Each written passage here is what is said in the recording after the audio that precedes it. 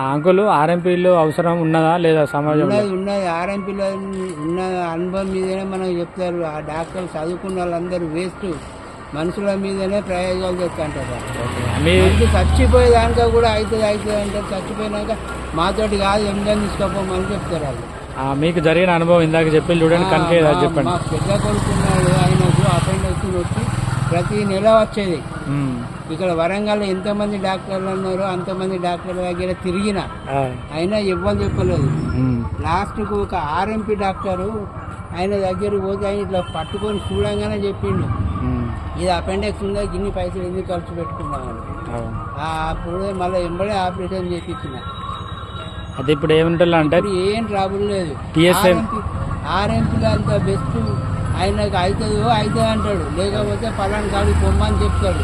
అంతేగాని వీళ్ళ లెక్క చదువుకున్న వాళ్ళ లెక్క మీద ప్రయోగాలు చేసి ఆఖరికి వచ్చేవారు చేతులు రావట్లేదు, పోయి తీసుకోపోయి ఎక్కడికైనా తీసుకోపోయి అని అంటారు. చదువుకున్న వాళ్ళు అయితే పెద్ద పెద్ద డాక్టర్లు అందరూ అట్లే ఉన్నారు. ఓకే, ఇది మాత్రం సత్యం. రైట్.